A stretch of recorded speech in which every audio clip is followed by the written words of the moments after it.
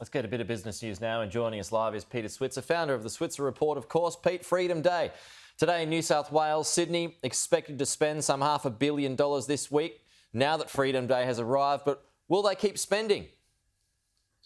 I suspect they will, Pete, because one important reason, it's related to a story that you have just put up, that the idea that we're all travelling overseas, I don't think that's really going to get back to old levels until 2023. There's going to be a lot of reluctant travellers in 2022. There'll be those addicted to travelling, like my wife, who's probably already booked a ticket to get out of the country whenever we can. But there's normal people out there who won't do it. Older Australians are worried about. I think the tourism sector locally is going to do very well for the next year or so. And by the way, we used to spend $60 billion a year overseas. That money's going to be here, and I think it will be spent. I think the first half of this year, from December down to end of June, that's going to be a really strong piece of economic growth, because the first half of this financial year has been terrible because of the lockdowns. And so I think that there's going to be a big boom coming across 2022, particularly in that first half. Yeah, I mean, and I sort of agree with your point there too about international travel. It's going to take a while to resume. People will still go, but it's relying on a few things. Quarantine in particular, because people and airlines are not going to want to fly here if they know that the passengers have got to quarantine for upwards of a week and beyond.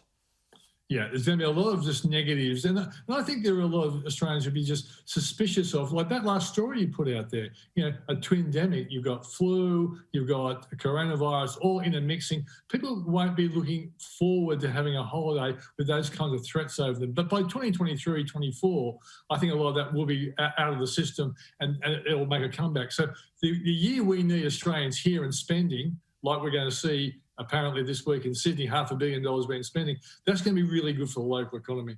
Okay, the Australian government is headed towards a debt of $1 trillion. So how do we pare that back? Well, the thing is this, Pete, $1 trillion sounds like a lot today, but we don't get there till 2030, apparently, according to the Economist. And I start thinking about that great movie with Austin Powers, when he threatened the world with a destruction unless they paid $1 million. Yeah. And so $1 trillion progressively will become less the faster we grow over time. And the thing is this, the faster we grow, the greater the incomes being paid to Australians, the greater the profits of business, and the taxes come out of that to help whittle down the debt.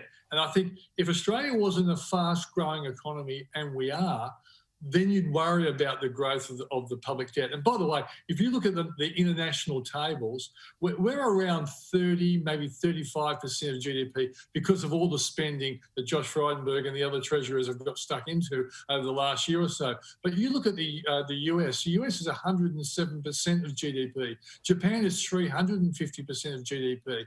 We are miles away from those countries, and we have a really strong economy to keep paying it back. So I think worrying about $1 trillion is probably not as much as we should. You booked into a restaurant or a pub yet, Pete? No, I haven't, but I will be trying to use my great influence sometime this week. It might be hard to get in. I was made a call the other day, and it's in some cases months. And good on them too. I mean, it's been a tough ride. Yeah, but when someone as influential like you can't get in, that's a good sign for the economy. I might write that up in my report. Not enough. I got no pull at all. Peter Switzer, appreciate it. We'll talk to you soon.